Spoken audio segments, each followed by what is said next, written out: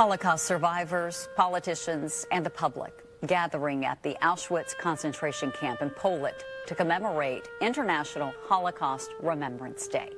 96-year-old Holocaust survivor Bernard Offutt spoke at the ceremony, and he issued a haunting warning about indifference in the face of modern-day hatred and violence. Also, survivor of 5 camps, including. As I look at contemporary times, I see many signs I know all too well.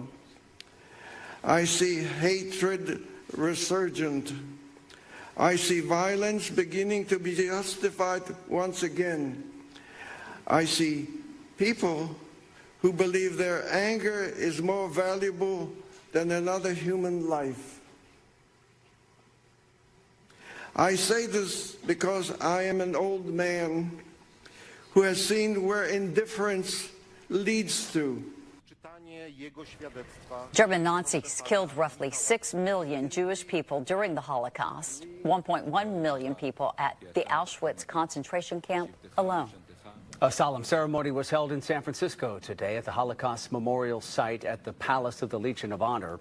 Organizers of this event today say education is key to countering rising rates of anti-Semitism and hate. This is not something that is only discussed and commemorated in the Jewish community, but we need allies from around the world to stand together with the Jewish community to remember the history of the Holocaust and to fight anti-Semitism today. Holocaust Remembrance Day falls on January 27th to commemorate the liberation of the Auschwitz concentration camp. And we want to talk more now with Blum Schneider, the director of the Jewish Family and Children's Services Holocaust Center in San Francisco. Really appreciate you taking the time. Talk a little bit more about the importance of this particular day and the important reminder it serves. Thank you for having me today. Today is significant. It is 81 years since the anniversary of the liberation of the Auschwitz-Birkenau concentration and extermination camp. But for us, every day is a day that we need to remember, and we need to lean in to stand up against the injustice we see in the world. And the lessons from the Holocaust inspire how young people can be upstanders to fight discrimination and dehumanization. And we lean on the lessons of history to help shape and direct a positive future. And on this Remembrance Day, what do you think are the most effective ways that all of us collectively can address this rise in anti-Semitism and extremism targeting Jewish people? Well, we often say that young people and humans learn best through their heart and not through their head.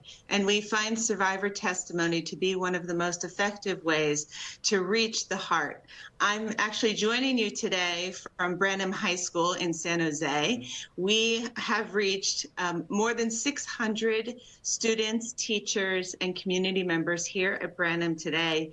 As you may know, this school has been recovering from a series of anti-Semitic and hate incidents, and they are on the road to recovery, and we're honored to be working in partnership with their incredible administration and their teachers.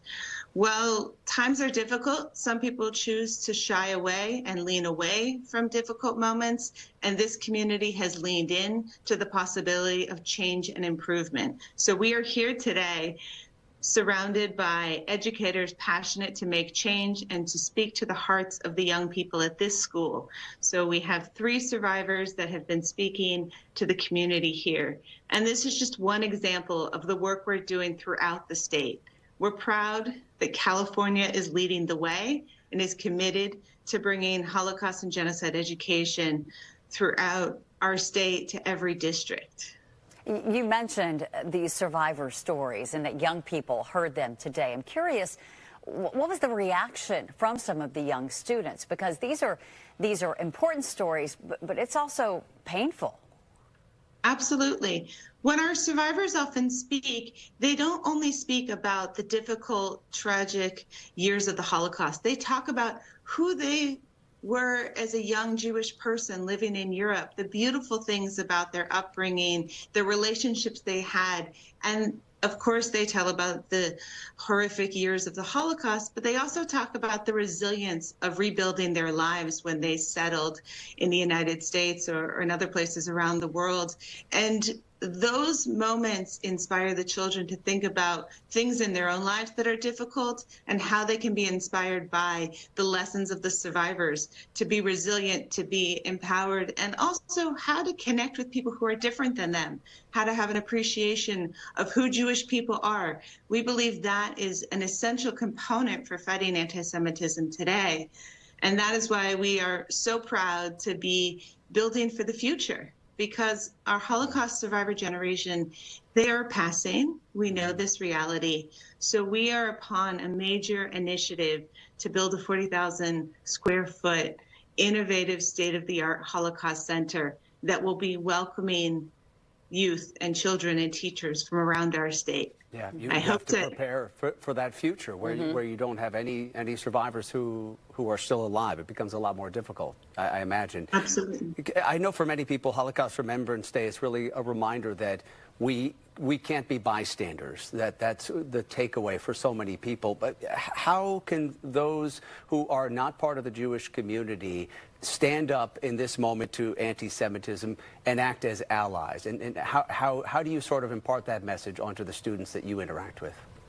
I appreciate that question. The lessons of the Holocaust are absolutely lessons of humanity and goes beyond the Jewish community.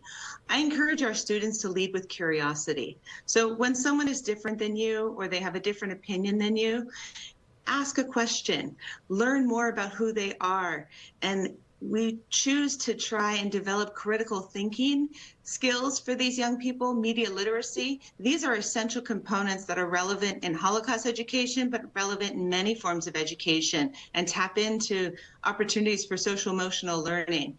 We see the opportunities to study the Holocaust as multidiscipline. We can become better individuals by knowing our past and shaping our future. So I always say, if you don't agree with someone, ask a question, learn about their perspective, see how you can find a point of connection with that individual, and maybe you can learn from each other. And that's the strategy we take, and we hope it will guide us in the future.